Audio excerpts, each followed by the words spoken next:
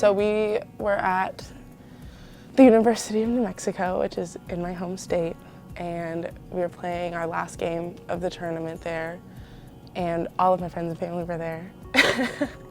And like 6 points into the game, I dove for a ball, heard my knee pop, thought I was fine, played another point, had to dive for another ball, felt my knee like come out of place, I guess, and then another pop, and I had to come off the court. I had like 4 or 5 MRIs because they weren't really sure what exactly had happened, but I ended up partially tearing my MCL and dislocating my patella. Once it was clear that she may be able to get back, and it would be very late in the season, potentially not even until the conference tournament, the decision had to be made, and it had to be made from her end. It came down to what decision was best for her, and Amanda was going to make that, and we were going to be 100% supportive of whatever she wanted to do because of all the things that she's contributed here over the years. She had earned that right. The rehabilitation process is frustrating because, at least for me, like once I started not feeling pain,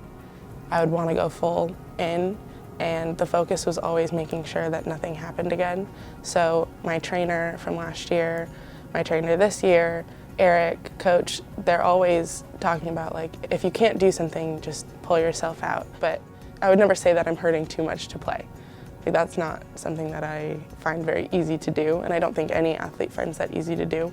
Amanda does a good job of keeping some of that stuff internal, and so as to not worry her teammates or even her coaches. And so I knew it was a struggle, but she internalized it and managed it her own way and didn't let it affect the team in any kind of negative fashion. In fact, it was quite the opposite. They were motivated by the work she was putting in her efforts to get back onto the floor. Coming from like a role where you produce on the court, like obviously if you're scoring points and like motivating your teammates on the court, that's like a big deal.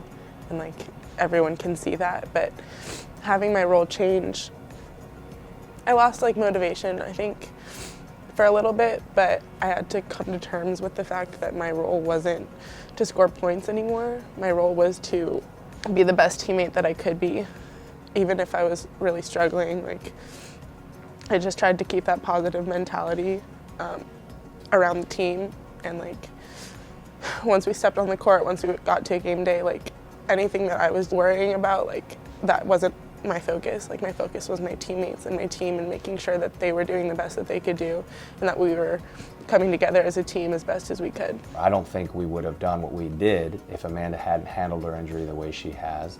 It was about just her emotional connectedness to the group and the way she was able to motivate them from the sidelines in the locker room. It was invaluable. There is the pride in seeing a player like her come back physically.